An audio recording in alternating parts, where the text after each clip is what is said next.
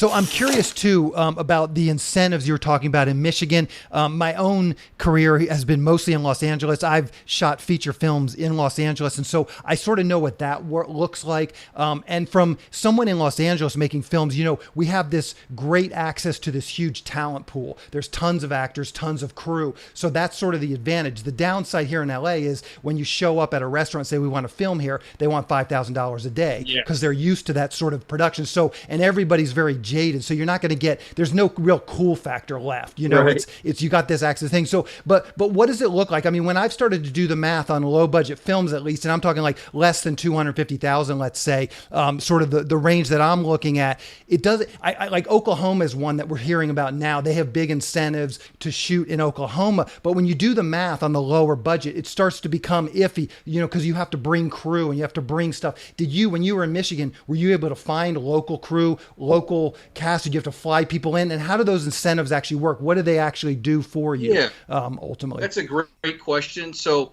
when we were in Michigan, actually, we did end up flying in a lot of cast, certainly. But there's a bigger tax write-off up to back in those days, up to 30% in Michigan. Their tax incentive program has since gone away, but there's similar programs in, Mississippi, Georgia, pretty much, I'd say probably 20, 25 states, especially Puerto Rico, if you ever if you ever have a screenplay that fits that market. But they always give you a bigger return on local talent. So you still get a little bit of a return. So to kind of put it in perspective, you can write off 30% of your expenses that are spent in the state. And in Michigan at the time, they had the film incentive program going for several years.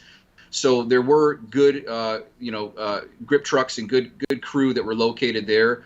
That being said, we did fly in the DP, the production designer, some of the the higher end. Or I don't want to say higher end because they're all important, but some of those more talented or more curated type of experience. Yeah, you just need a little more experience. Exactly. So and then the non-localized talent or the non-localized expenses, those could fall in anywhere from 3 to 12%. Depending upon what the resource was. And then there's also always a kicker if you use a post house located in that to do all your editing and help with all the visual effects and everything, which we didn't do on Rumors, but ultimately we still got quite a nice chunk back on that that we were able to dump into marketing. So that did work out well for us.